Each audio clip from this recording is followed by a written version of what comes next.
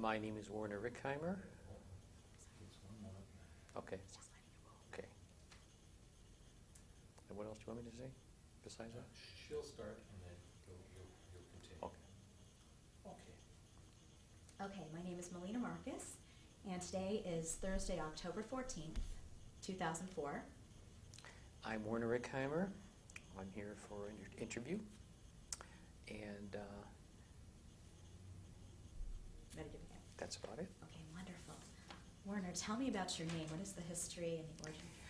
I don't think my name has a history. I come from a unique background, and I don't have very much family at this point. Actually, we are finding new family members that we are going to have an interview with. We're going to see in San Francisco in about 2 weeks. We found some cousins that we didn't know existed for about 60 years. So this is kind of exciting. But as far as my family name is concerned, I don't know the background of it. And we kept the family name when we came here. And where did you come from? We came from, well, I was born in Germany, but we came here from Switzerland. We spent 3 years in Switzerland after getting out of the concentration camps in France. So, and then when we finally arrived here, I came here with my sister, who was 8 years older than I was. I was 9 years old when I arrived here, and she was 17. And we came here because my mother's sister, my aunt, lived in Milwaukee, had no children, and wanted us to come here.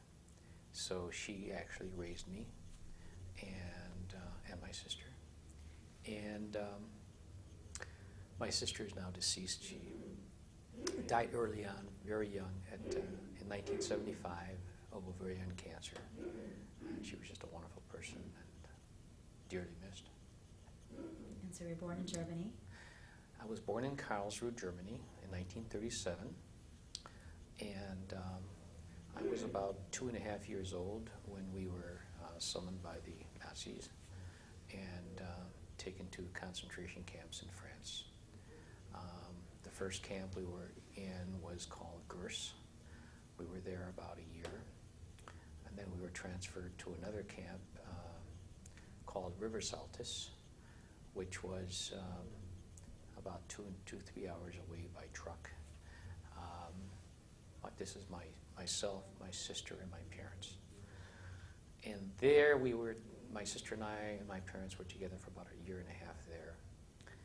And then we were able to, I believe it was the Quakers, we're not exactly sure. They made some kind of arrangements with the Germans to allow the children to leave the camp. And my parents wanted us to leave. And we went into an orphanage there for about a year or so until I had aunt and uncles in Switzerland who were very well-to-do and very influential. They worked with the underground and supported the underground with money and materials. And they finally arranged to have us taken across the Swiss border in 1944. We were handed over to the Swiss guards during the night, and they were paid off, obviously. And then once we were in Geneva, which is where the transfer took place, we lived there for Geneva in a small community called Helgesville. And I had also some aunts and uncles who were in Lugano, Switzerland, and Zurich, Switzerland. And so we were kind of going back and forth during vacation time. We were raised by a Jewish physician, his wife, and 3 children. During those 3 years, my aunt and uncle paid them to give us housing and food and so forth. And because they were always on the go, they were traveling. They had department stores. They had about 30 department stores all over Europe. And so there was no place for us to be with them because we would always be with servants and gardeners years and so forth. There was no continuity for us. So we stayed with them. We lived with them. They were Orthodox. It was very interesting. And we used to walk to shul in Lucerne, which was about 10 kilometers from Helgesville. And every Saturday morning we would walk there, winter and summer, and go to synagogue there and walk back. And we were in a traditional Orthodox home. There was no lights on, paper. In those days, they didn't use toilet paper. They used newspaper during the war. They cut up newspaper before the holiday, before Shabbat and holidays. And of course, we read and sang and talked, and that was our Shabbat. So I was brought up in an Orthodox Jewish family setting, and when our 3 years expired in Switzerland, we had to make a decision whether we would try to get a extended visa or come to the United States, and my aunt here really wanted us here, and so she convinced my other relatives there that they should send us here. So my sister and I flew here, landed in New York, and spent about a month and a half there with some cousins, and then came to Milwaukee, which was in about January, February of 1947, the biggest snowstorm in history. But I was used to snow coming from Switzerland, so that was not a problem. And once you got here, what type of neighborhood did you grow up in? Was it Jewish?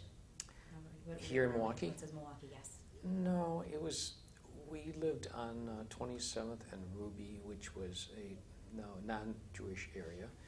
We lived there in an apartment. We were there for about 3 years, and then my aunt and uncle bought a home in Whitefish Bay, and then we were in a more Jewish area. They belonged to Emmanuel, and but I was. No, I'm sorry. I was bar mitzvahed at Beth Israel on Titoni Avenue, but the only recollection I have is of them belonging to Emmanuel, so I don't know how that worked out. But anyway. But going to synagogue was important to the family? I'm sorry? Going to synagogue was important to the family here, your aunt and uncle here? Yes, they were not. They were not Orthodox. They were more conservative. My aunt was raised Orthodox in Germany, so she tended to be more conservative. My uncle was more Reformed, and that's why they kind of eventually joined Emmanuel.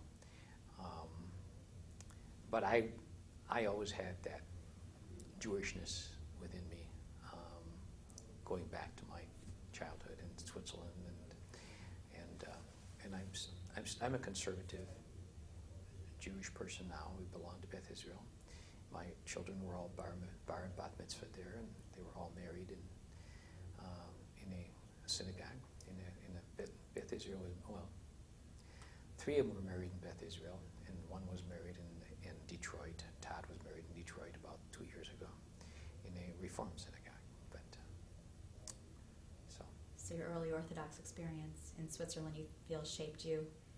I think so. I think it had a great, I think it had a lasting effect on my Jewishness. Mm-hmm. And as a child growing up when you were 2.5 and being in the camps, did you have a firm memory of that time at all? I have memories of being transported to the camps. I remember of the camps themselves. And we took my two oldest grandchildren to the Holocaust Museum in Washington, D.C. this year. One was 10, one was 11, and it was a very moving experience for them. I mean, they had studied this in Hebrew school, and we prepared them for it before we went there. And we did like a morning of that, and then we did a fun thing in the afternoon. We didn't make the whole trip to Holocaust Museum, but that was the focus of the trip, and they really had a wonderful time, and they got a great deal of meaning out of that. And there they were able to see how people lived in the camps, because they have a replica set up. Have you been there? Have you seen it? So it was, even though we talked about it beforehand, having seen it and having actually looked into it gave them more of a feeling of, now I know what this is all about, or what people went through. And did it help you come full circle when you were able to bring them Mhm. to see part of your life, what you experienced? Yes, yes, very much so. And had that been the first time that you had revisited part of that past, or have you gone back to? No, this is our third time. My wife and I went twice before that. And we support, of course, the Holocaust Museum because I think it's a very important part of being Jewish and of the past. And we need to make other people know that occurred, and regardless of what people read sometimes in magazines and books and some of the deniers that are out there. And I hope to be able to do that with my other grandchildren as they get a little older and able to comprehend some of that part of our history. And what was it like growing up here? What do you remember the most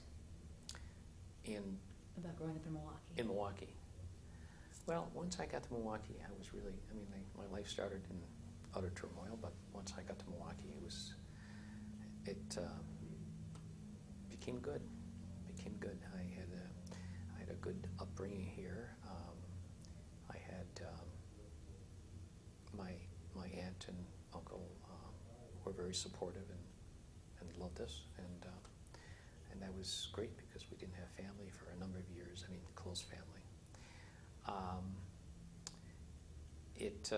I was able to go to school and work and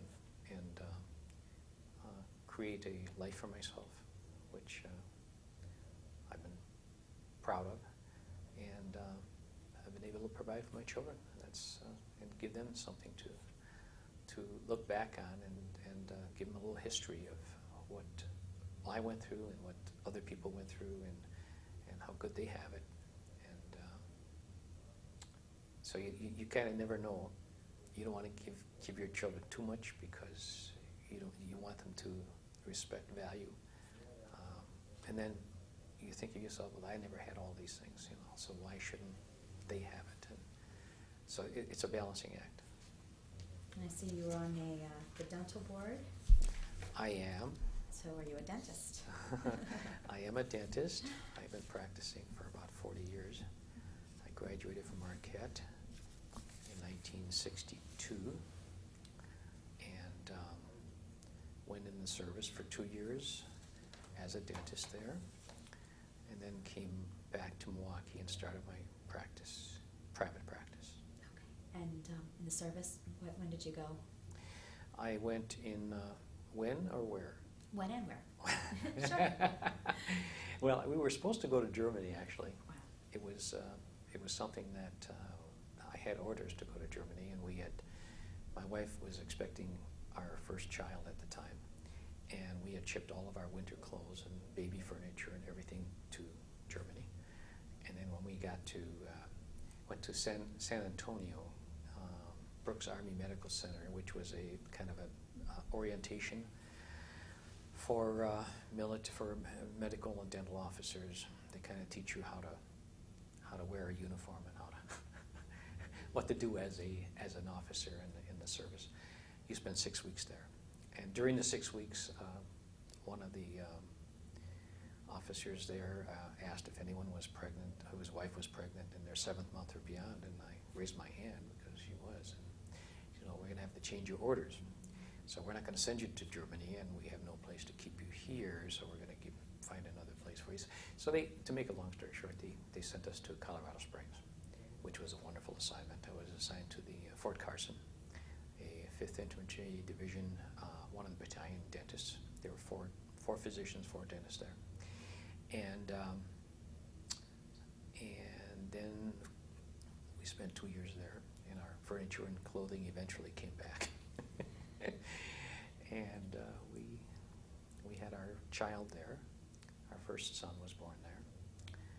And then we spent 2 years there and came back to Milwaukee. Where you started private practice. Right.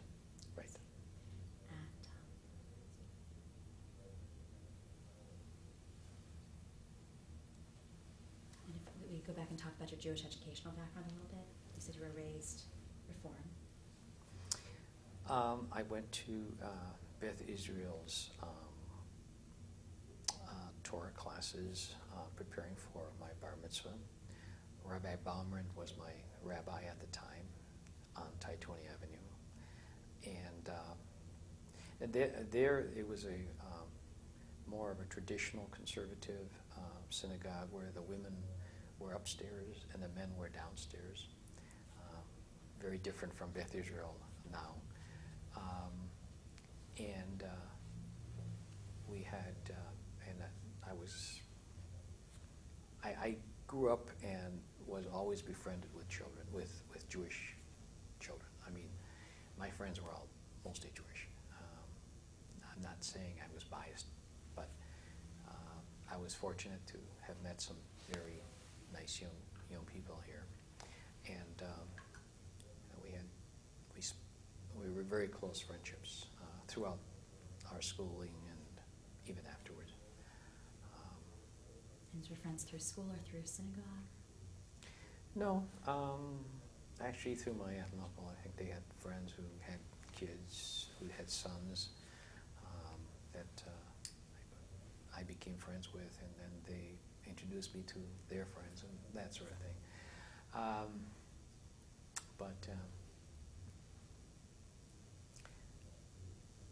I've always felt that being Jewish was a special thing, and I was very fortunate that I was able to practice my religion and Jewish values, and that's why I became involved very early on with the Jewish Federation, with Israel Bonds, with Alpha Mega, which is an international Jewish dental fraternity. I was regional president of Alpha Mega for 1 year, and it's just it was just a part of my life. It's just a part of. I'm sure I'm not unique in that respect, but I mean it became an important part of my life. And you couldn't wait to come back from Colorado Springs to start your practice in Milwaukee and your Jewish life here. Mm-hmm. Mm-hmm. So you really felt a strong sense of Milwaukee roots. Yes. Milwaukee was and not only because my aunt was here, but I just think Milwaukee is a wonderful city to live in. It's just, when I go into other cities like Chicago, New York, it's so easy to get around. It's you can actually get into your car and drive somewhere and park it, and it's not like Chicago where you have to take a taxi or it's just very difficult to get around there. It's so easy here. It's so nice, and we have the lake, and it's just a nice place to have a family, and you can share values here.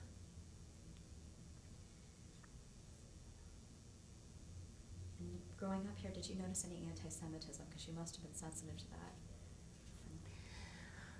I think we all see some anti-Semitism. I think it's always there.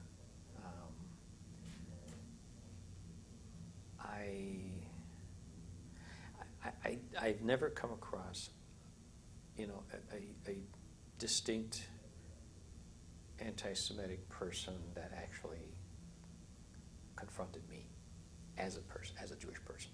I mean, I see anti-Semitism around me all over, and I think all Jewish people do.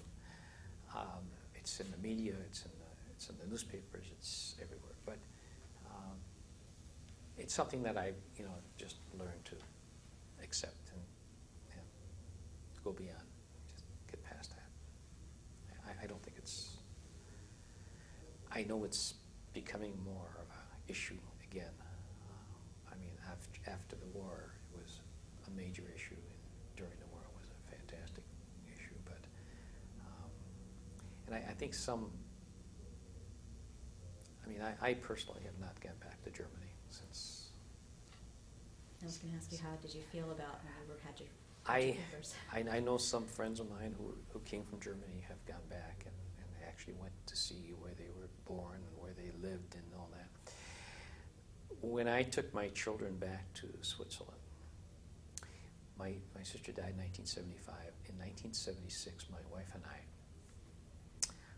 decided to visit my relatives in Switzerland.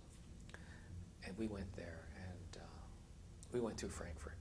We stayed in Frankfurt at the airport, and we got on a plane next morning and flew to Zurich.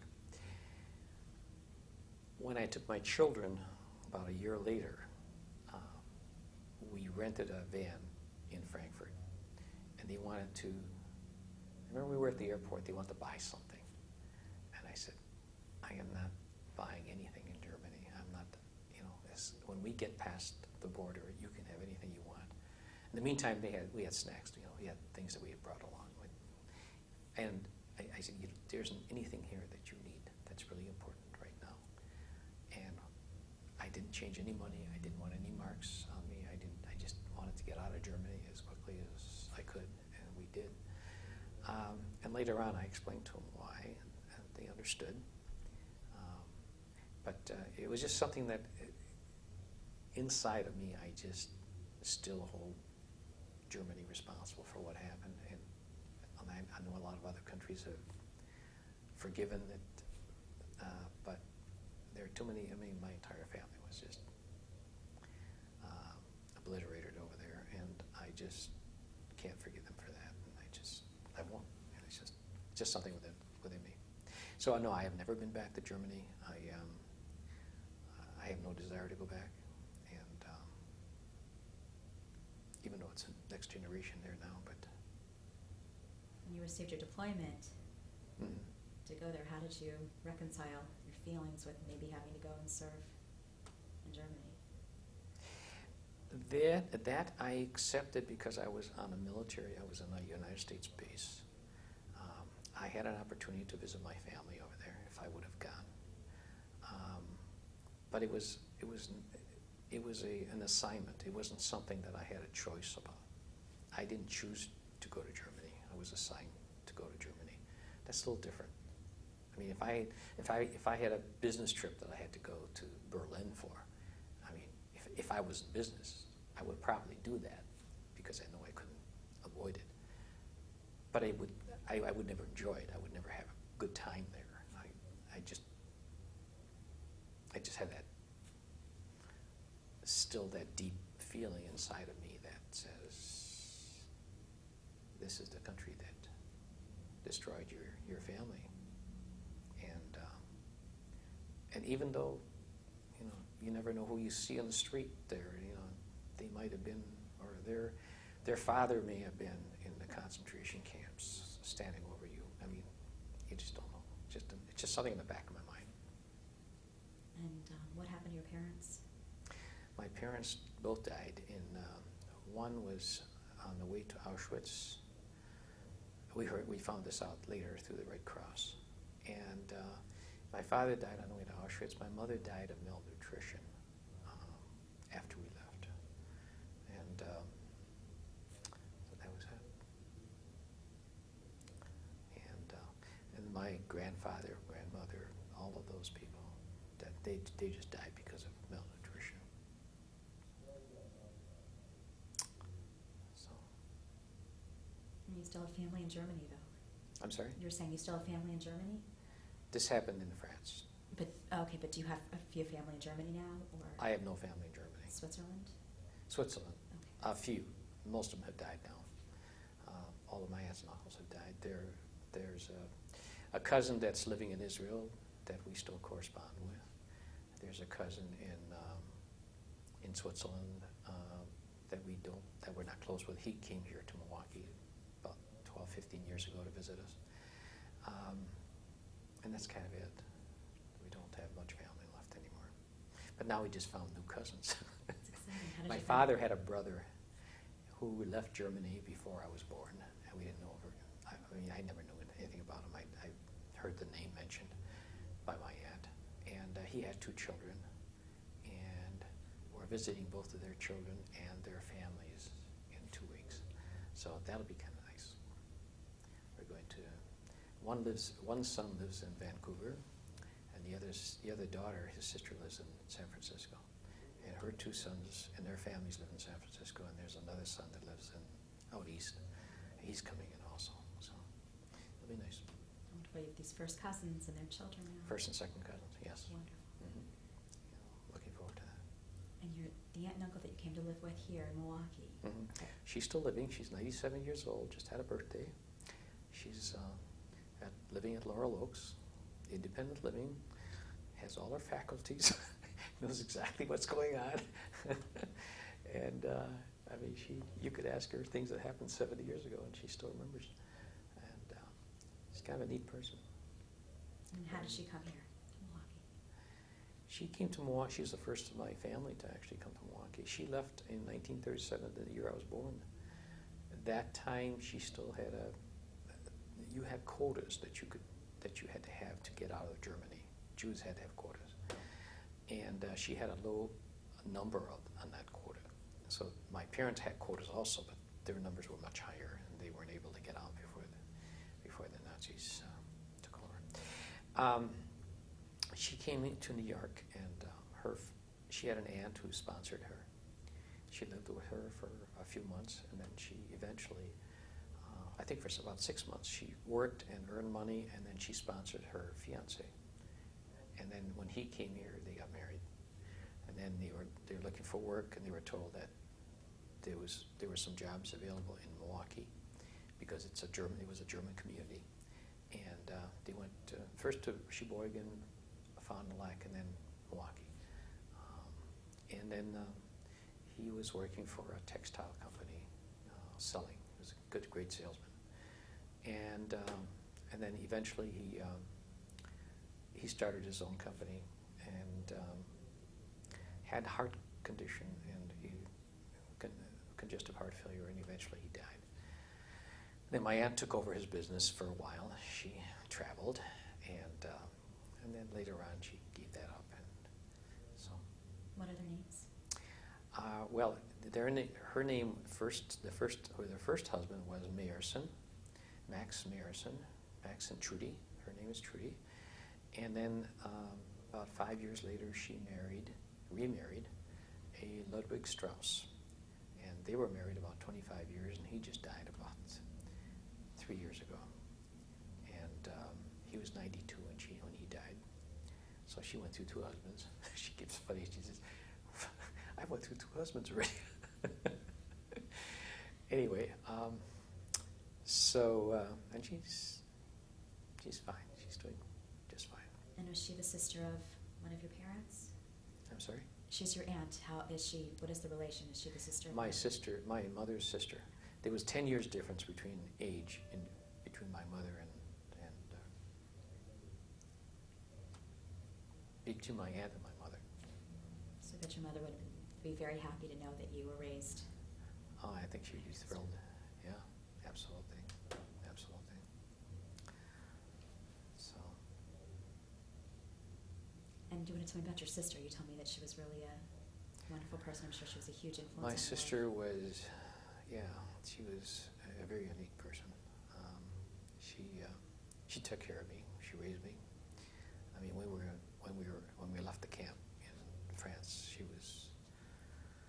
I was 5, and she was 13. She was in the we were both in the orphanage, but she was working in the orphanage, earning a little money, and then she would take that money and buy wool and yarn and make things like gloves and scarves and hats and keep us warm. She gave me some of her food because she wanted me to eat more. She was just a unique person. She was very involved in her synagogue when she came here.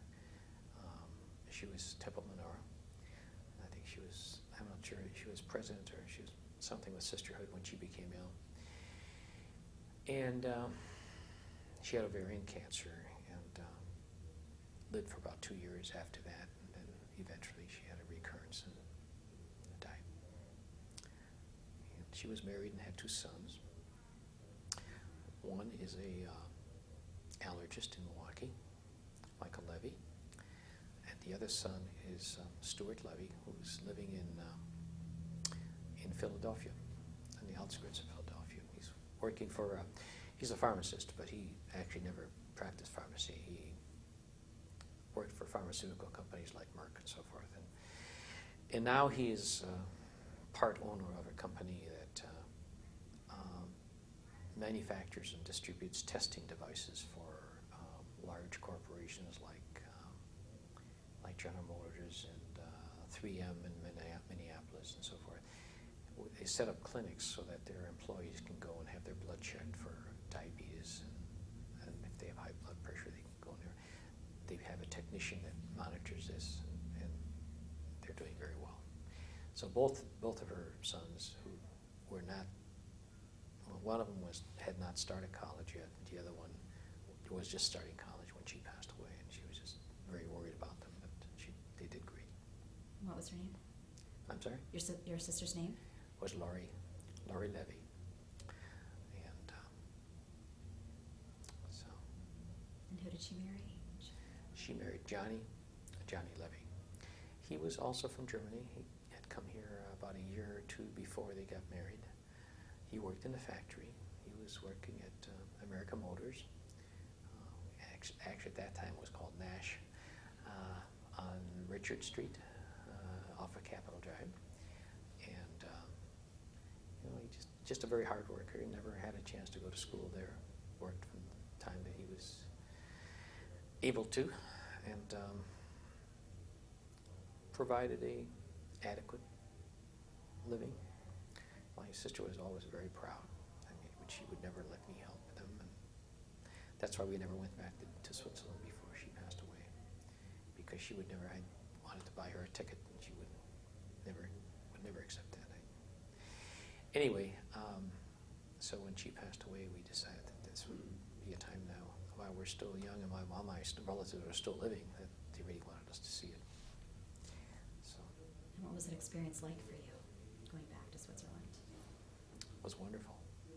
I had a wonderful life in Switzerland. Was wonderful. It really was. It's a beautiful country, and people there are very nice. And I had a good time there because everybody. I mean, my family was very well to do. I mean, I could walk into a store and grab a wristwatch or something like that, and my uncle would buy me a wristwatch, and he would bring me home a wristwatch, and I never had a wristwatch before, and next time I saw him, he said, "Where's your wristwatch?" I said, "Well, it doesn't work anymore." So he got me another one, that kind of thing. They own a lot of property, but they use their wealth in a very Jewish way, and that's what was good about them. These are the people that helped the underground. These are the people that helped Jewish people get out of France and out of Germany. They did what they could. They sent food and arms and supplies to the underground. They gave them clothing, blankets that they needed,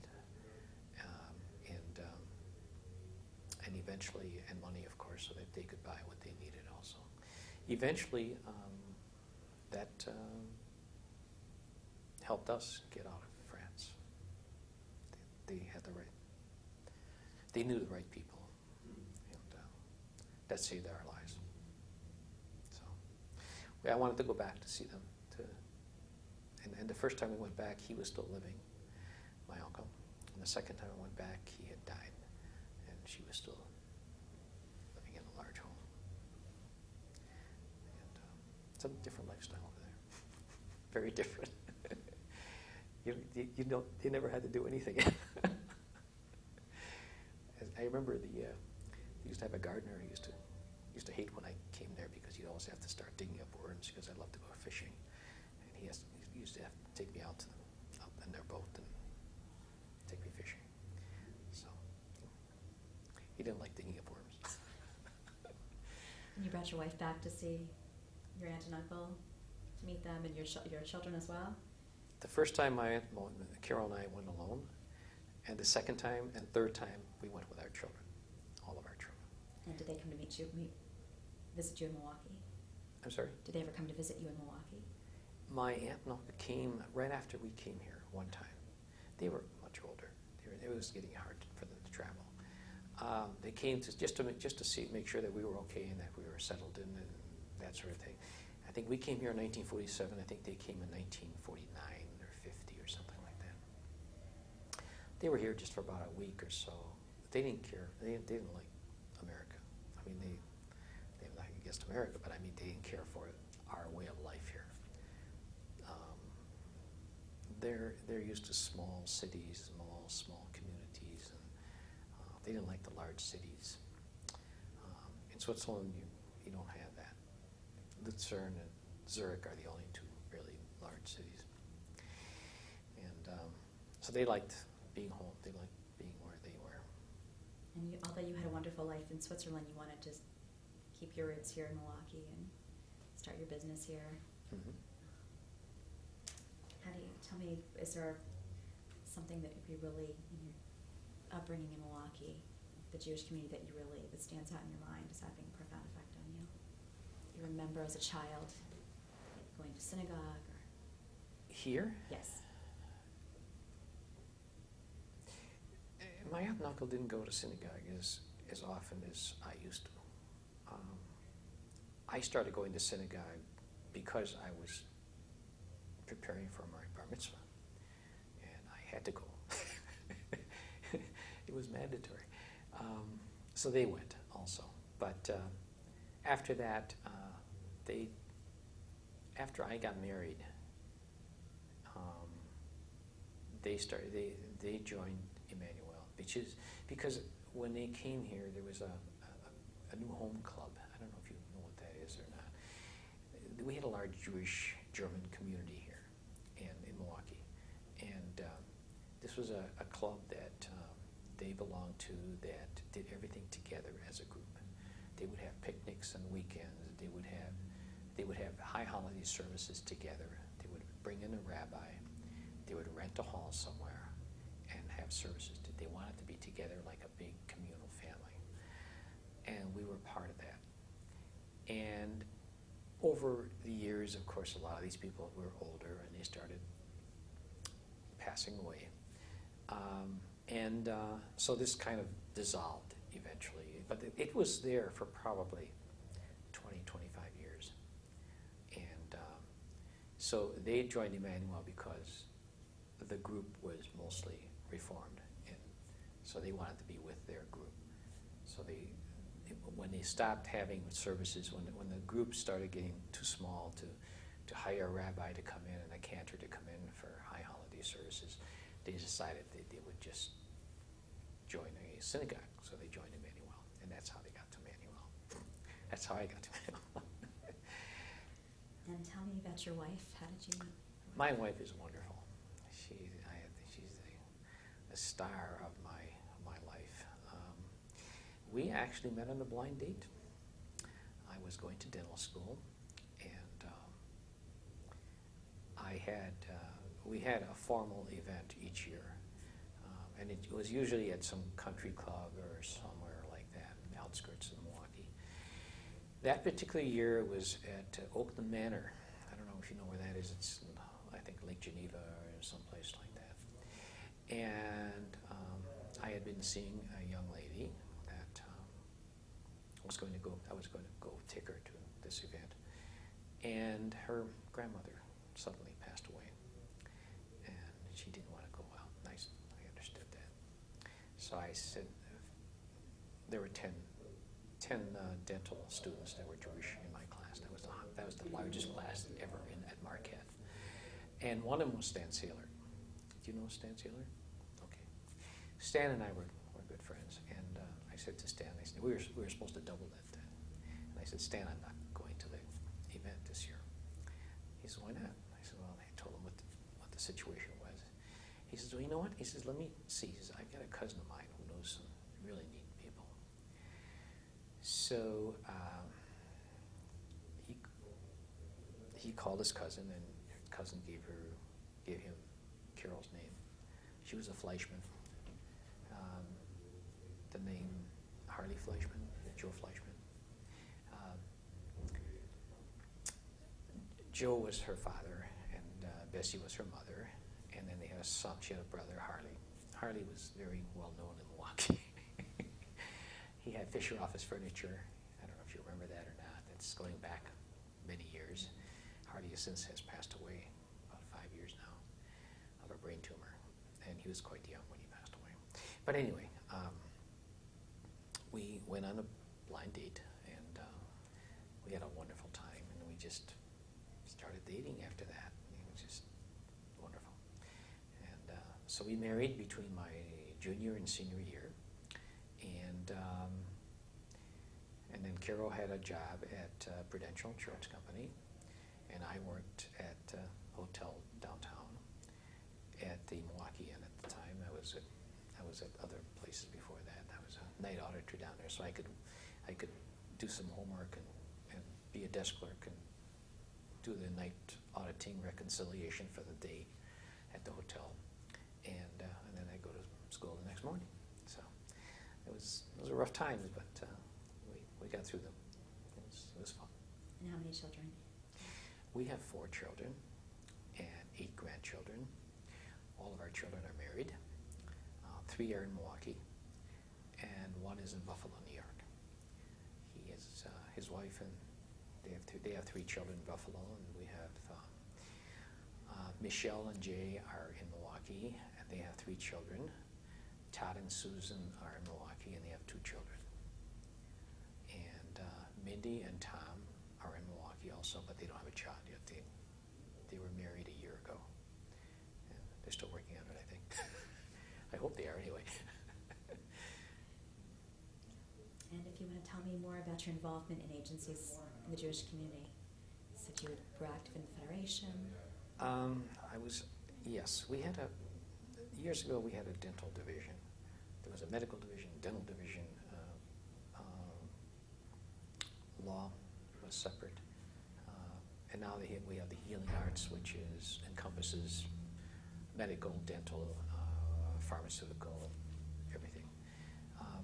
When we had a dental division, we had we would have brunches at our homes. We would bring in speakers to stimulate and educate our people as to what the needs were, why the needs were there, and we would solicit each other. It was a nice way to do it, and I think we did very well at the time. I really do. When we broke it up and made it separate, I think that closeness kind of dissipated a little bit. And even though we have the Maimonides and the healing arts now, it's a little different. It's a little different than it was.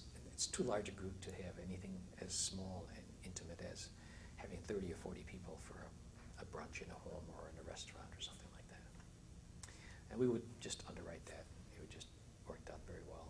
And it was something that actually most of us looked forward to. It was a nice event. And I was involved in Israel Bonds years ago, but I'm not involved with it anymore. I kind of got too involved with other things in life, family and federation and my practice. And I took in a couple of associates now, so I'm in a transitional buyout. So that's made me a little bit more active insofar as in my profession is concerned. So. And how did you decide to become a dentist? That's interesting. I didn't know I wanted to be a dentist. I knew I wanted to be in sciences. I knew I wanted to work with people, and I knew I wanted to do something that would help people in a medical way. I applied to Marquette Medical and Dental Schools kind of simultaneously, and I was accepted in medical school, and I was accepted to dental school within about a week of one another, and I know now I do have a difficult decision to make. And then a very good friend of mine, Peter Jacobson, decided he wanted to go into dentistry. And then another friend of mine, Shelley Dorff, decided that he wanted to go into dentistry also. So that kind of leaned me towards dentistry. And then I said to myself, if someday I want to have a family, where am I going to have more leisure time, more free time? And I decided that dentistry was the right thing for me because I like working with my hands. I was good at that. And I felt I could be successful in either field, but I felt dentistry was a little bit more for for me, because I want to be a family person. I want to spend time with my wife and my children when the time came. So that was kind of my decision. And did it work out like you had hoped? What's that? Did it work out like you had hoped? It did. It was wonderful. I loved it. I still love it. A lot of patients saying, "When are you going to retire?" And I said, "I'm not. I have no desire to retire right now. As long as my health holds out, and I enjoy what I'm doing, and I'm still good at it, I'm going to continue doing it." I have cut back a little bit, but I still.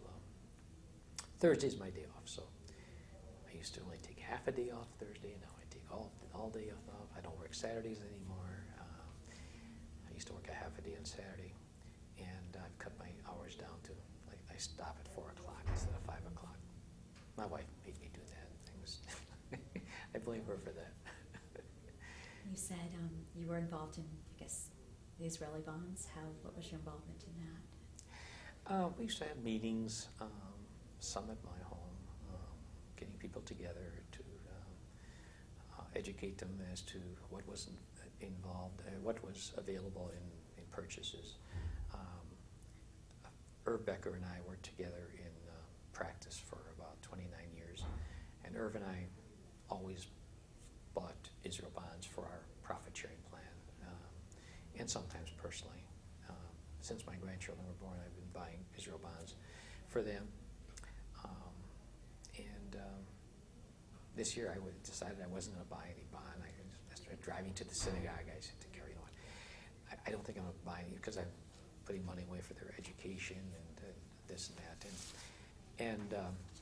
So then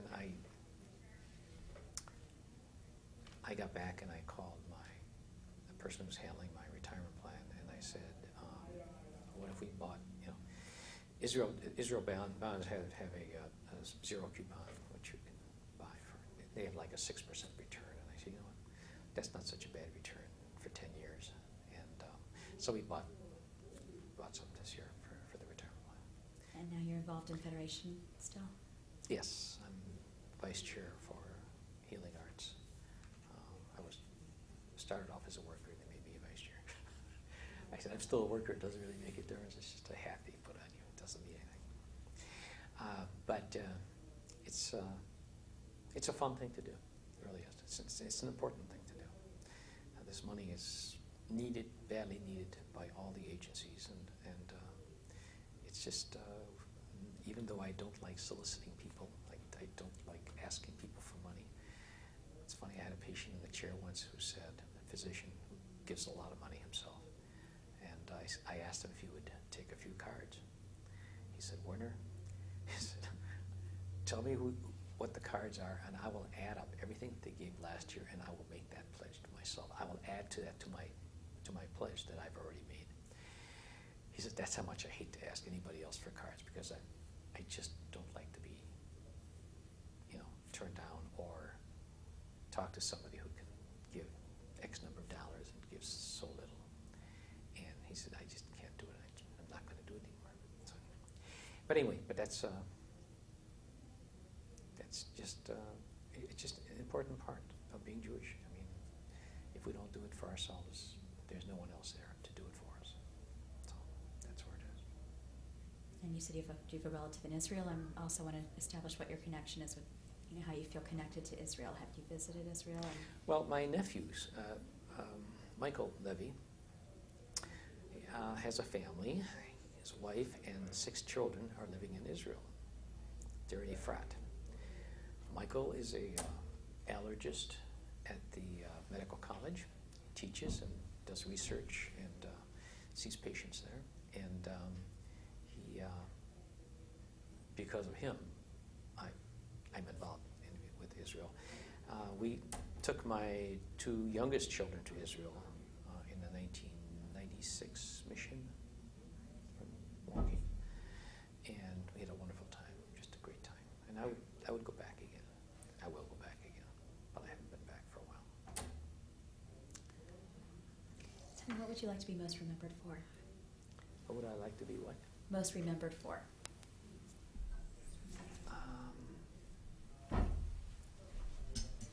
I don't have a specific, just a good person. I don't think of myself as anything but that. I just a Jewish person who loves his family and hopefully have given some values to his children and has been a part of the community. I think that's it. What's your happiest moment, if there is one? My hobby? Happiest moment, My happiest moments. or if there's one particular one. When my wife and I met and married, and when our children were born.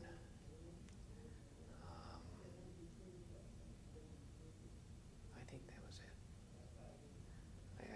I mean, we're a very close family, and I guess family values is probably the most important to me. And when I saw my children being married and brisses and bar mitzvahs and bat mitzvahs, that sort of thing, that's in the top of my, as far as happy moments are concerned. And is there another interesting story you want to tell me that we didn't cover? I think we covered everything. Are you going to edit this? No. Be no editing. No editing. Actually, as far as I know, no. That's interesting. Is there something about yourself that no one knows that is interesting and you'd like to share for future generations?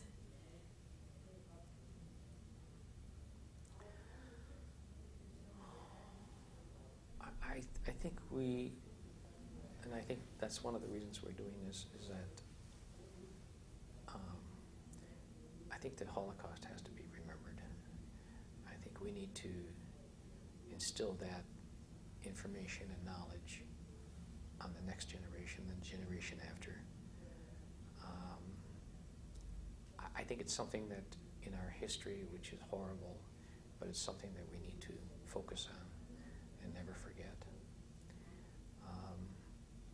Not because of what I went through, but because of the changes that have happened in the world since then. And over a period of time, people seem to forget. And I think that the greatest danger is that future generations forget what happened, and they need to be reminded. And it's not a pleasant reminder, but it's one that needs to be focused on periodically. It's not something that we should drown our lives with, but every generation should go to the Holocaust Museum, understand what happened, and the times that led up to it, and the person that was responsible for it, and what the rest of the world did while all of this was happening. I think that's important for people to know, history. I think that's all.